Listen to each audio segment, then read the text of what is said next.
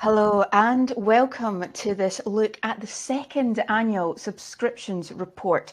Consumers have really embraced the concept of a recurring membership and the opportunities to receive boxes on a monthly basis, often very nicely packaged. The subscriptions market is growing at pace, and this webinar will take a look at the report, pull out some of the key findings, and really try to summarise the trends that we're seeing. I'm Katie Searles. I'm editor for Internet Retailing and also a research editor for the RetailX team. To help me bring the report to life, I'm delighted to be joined by Joseph Fetterman of Order Groove. Joseph, before we really delve into the world of subscriptions, can you tell us firstly a little bit about yourself and then about Order Groove as a whole? Yeah, for sure. And thank you for having us. Thank you for the opportunity. So my name is Joseph Fetterman. I'm a recurring revenue expert here at Order Groove. I've been here for 4 years now. I'm an enterprise account executive. And Order Groove has been around for a decade at this point now. We're one of the pioneers in the subscription or recurring revenue space.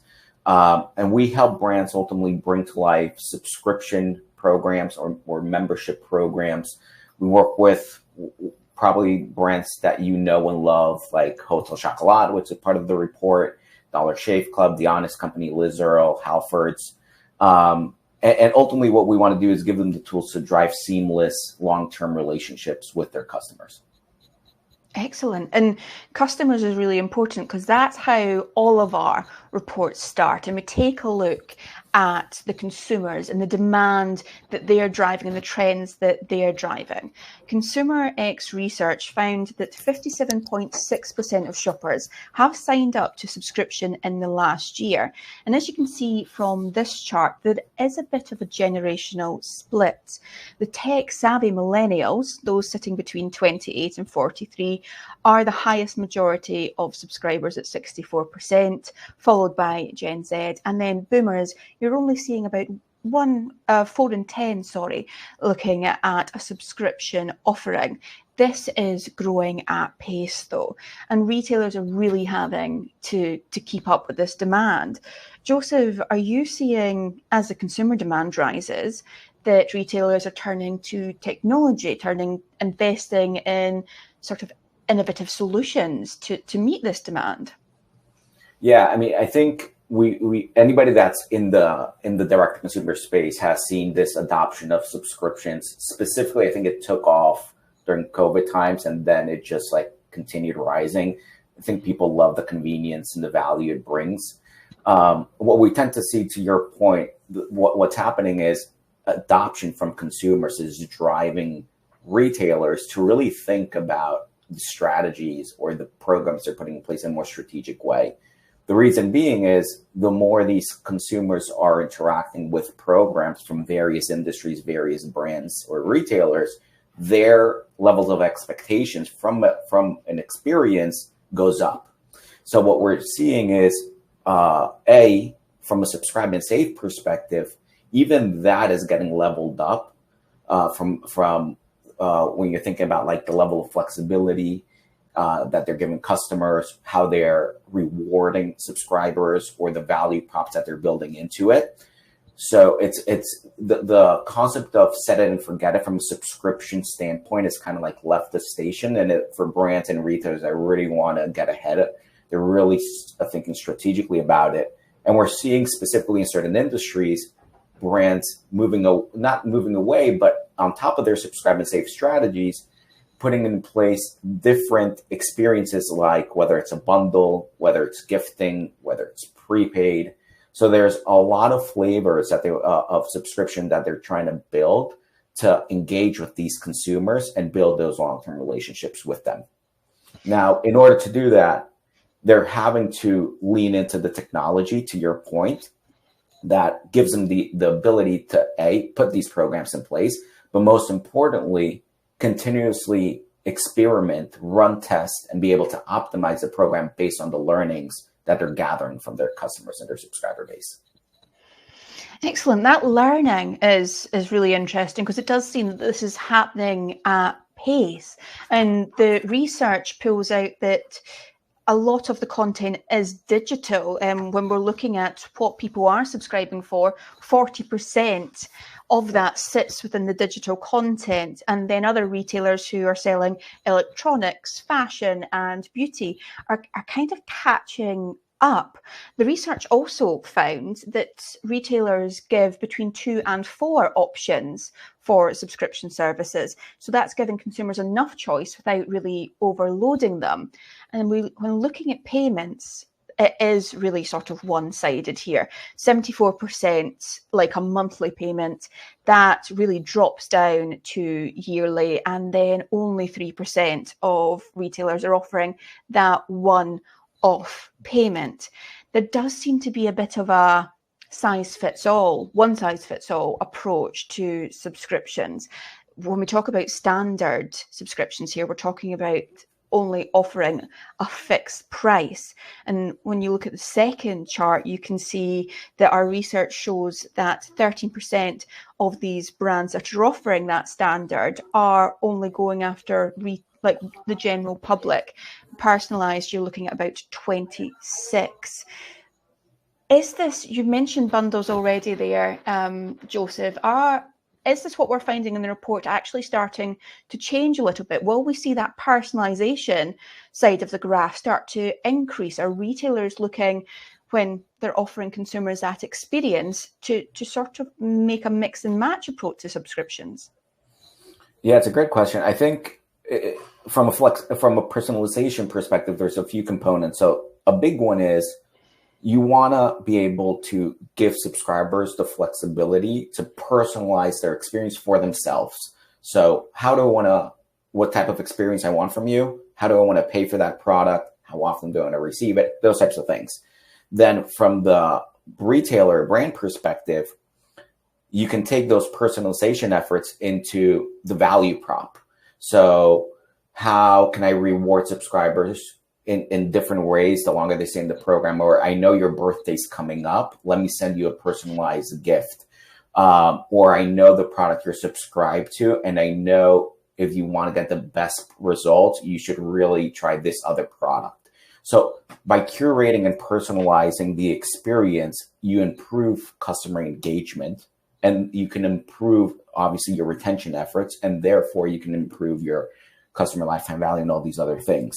What we're also seeing is brands are offering a lot of different experiences to cater differently to different customer groups that they might interact with. So like Hotel Chocolat, again, which is part of the report, if you go to their experience, they have, let's call it a chocolate of the month club, where if a customer says, I love Hotel Chocolat, I want them to curate an experience just for me and send it to me every month. Great.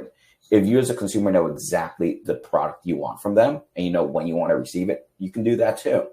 And then they have a Velvetizer subscription where if you really love their hot chocolate, they give you a discount on the machine if you commit to a certain number of subscriptions for the sachets. So again, it's that personalization and that option that they want to give customers to let them engage with you in different ways.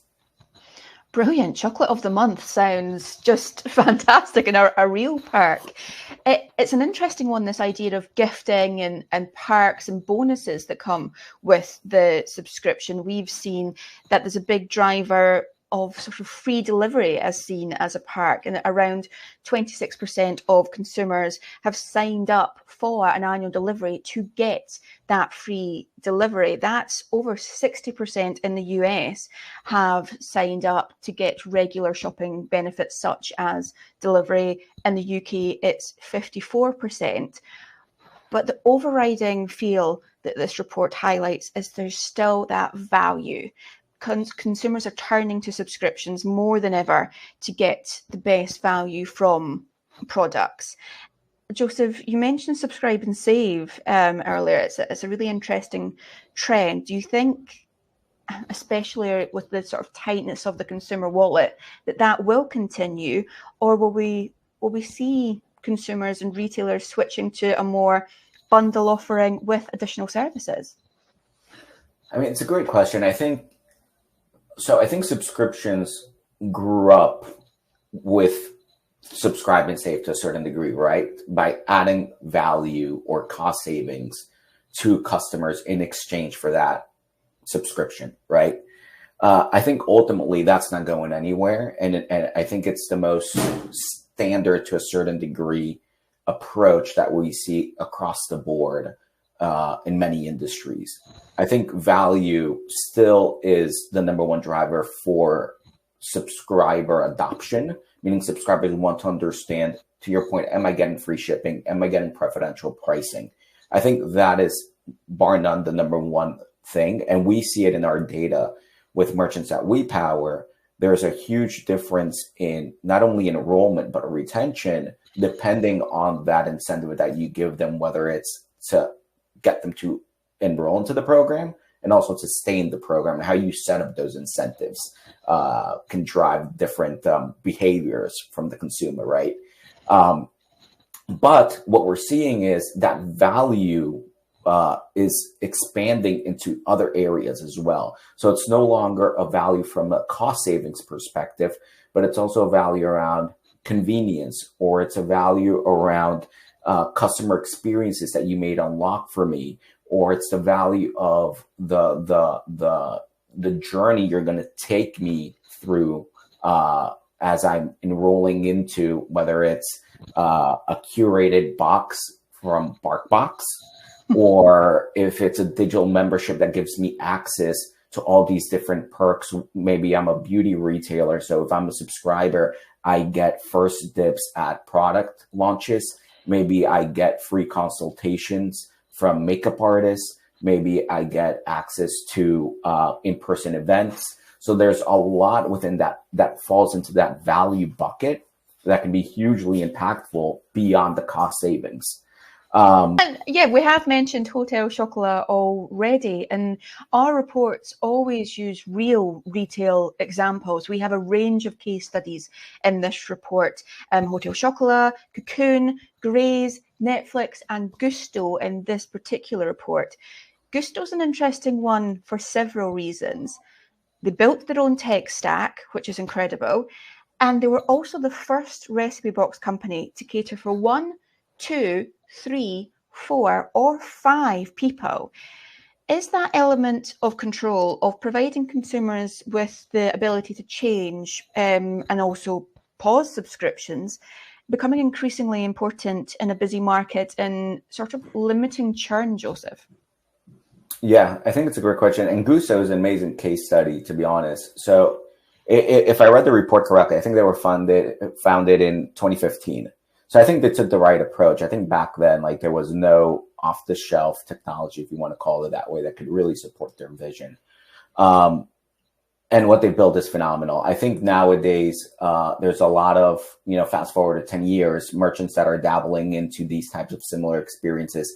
I think there's been a lot of advancements in the subscription technology and the subscription platforms that can help a lot of these merchants not build, I would say, totally bespoke. What we're seeing is a lot of merchants leaning into a platform that gives them enough out-of-the-box robustness and flexibility to build on top of it, so they can focus their dev resources into growth initiatives versus the pipes and the maintenance of the platform themselves. But beyond that, I think you're spot on with what you said. I think flexibility and the ability to manage or self-manage rather a subscription is massive for a few reasons. One is, we know that the number one reason for churn is because you're overstocked. So if you're able to actually go in and right-size the program for yourself, decide how often you want to receive a product, skip, change a pause, or swap between flavors, that's massive. We've seen internal data that just letting subscribers swap between sizes or flavors or different SKUs increases retention by over 70%. So that's massive. Secondly, by giving these tools to subscribers to be able to self-serve and self-manage, you're impacting retention in LTV, but you're also unlocking a massive level of convenience. And what we're seeing a lot of our best performing merchants do is offer this level of flexibility beyond the standard subscriber portal, if you want to call it, or the standard My Account section, and unlocking these touch points through email or SMS. So I don't necessarily have to go and log into My Account section if I want to maybe add a product to my upcoming order. You can recommend something for me as a brand or as a retailer that you think I would love, and I can add it directly from an email or SMS, from an order reminder email. You can suggest that I skip or delay if I'm maybe overstocked, or I feel that I might be overstocked. So that level of convenience and is massive when you're thinking about reducing friction between brand, retailer, and consumer, which again ultimately feeds into that retention driver. What we like to see is the relationship not only between retailer brand and subscription, but retailer brand and subscriber, because subscribers can have multiple subscriptions. They can move between different subscriptions over time. So I think the focus is on keeping the subscriber happy and comfortable with that experience. So they want to engage with you and stay with you for the long haul, regardless of what they're subscribing to over the lifetime of that relationship with you. But ultimately, if you're offering those capabilities, it also reduces, as an example, the level of manual effort from your customer service team to manage those subscriptions on behalf of customers, right?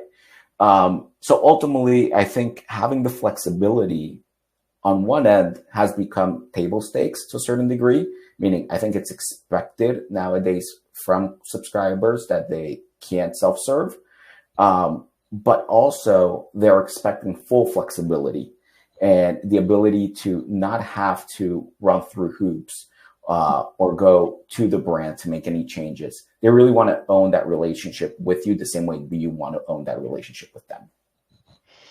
Joseph, a massive thank you for your insight. This webinar is just meant to provide a snippet and an overview of the report. You can download it in full using this link, or just visit internetretailing.net, and it's under the research and data tab.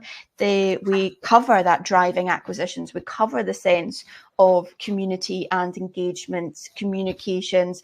Also just look at the sort of economic and sustainability element, which has been so important across retail, and subscriptions is no different. Joseph, for now though, if people are looking for more information about Order Groove, where can they go? Yeah, so I believe my email is going to be somewhere here, so feel free to shoot me an email. Obviously, ordergroove.com. It's a great resource. We share a lot of best practices. We have an academy. We're just a great resource for anybody that's either new to subscription, so wants to understand what is the value, what are the type of experiences I can implement, what is the impact it can have on my business, but also for brands that already have a program that are looking to level up and really take it to the next level. Joseph, a massive thank you, and a massive thank you for watching. I'm Katie Searles. Goodbye.